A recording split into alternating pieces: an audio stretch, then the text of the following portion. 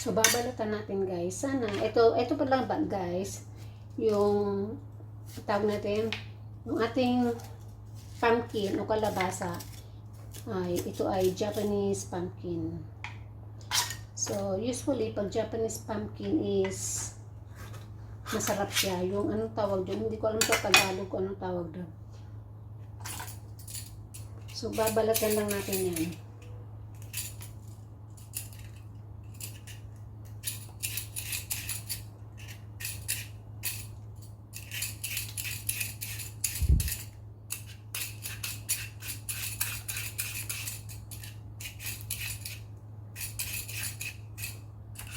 Babalatan natin.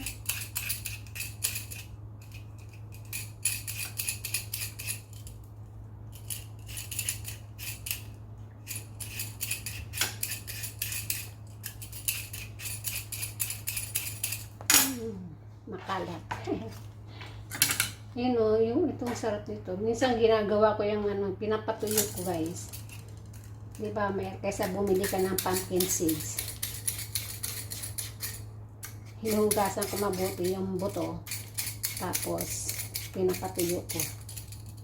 Meron na akong pumpkin seeds na mangangata during my Netflix time.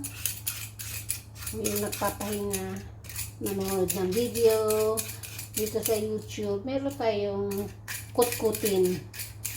At safe pa kasi wala tayong ilalagay na asin. Yung nabibili kasi sa market is minsan maalat, maraming masyadong asin. So yan, meron tayong kukutkutin, kaya itatabi natin yung buto. Tapos, hiwain lang natin ito sa gusto natin mas laki. Huwag ito babali pa yung kutsilyo. Ang hirap hiwa. So, kalahati lang. Tapos, hiwain na natin ito na maliliit.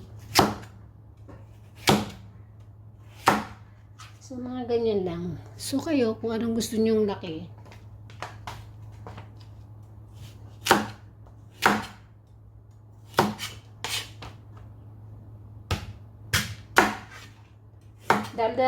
dalawa lang kami ni Amo guys kaya huwag kayo magtaka kung bakit parang masyadong konti. Meron, hindi lang naman kasi yan ang kakainin namin. Meron kami iba pang ulam. So ayan, tapos hugasan natin to. Ayan, hugasan lang natin.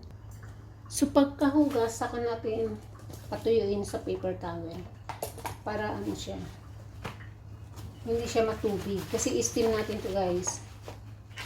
Yan, hindi siya matubig.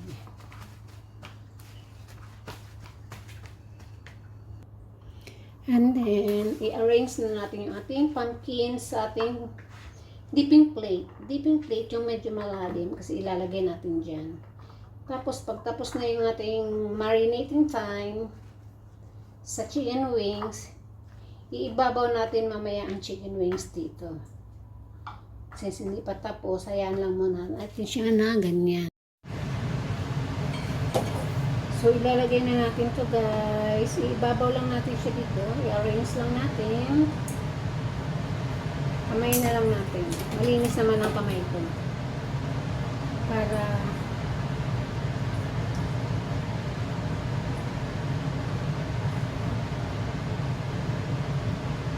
tapos nagpakulo na tayo ng tubig. Pag kumulo na yung tubig, dapat to nasa high heat ha. So, ganyan lang siya. Ayan.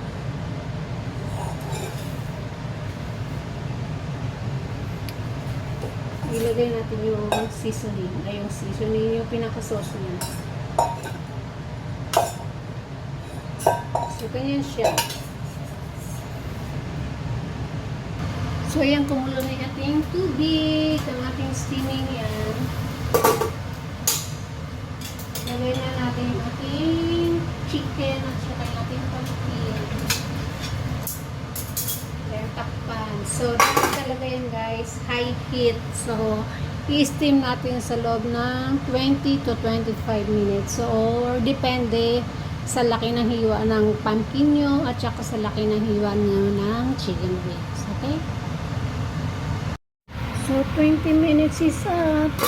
So, ito na siya guys. Ayan na siya.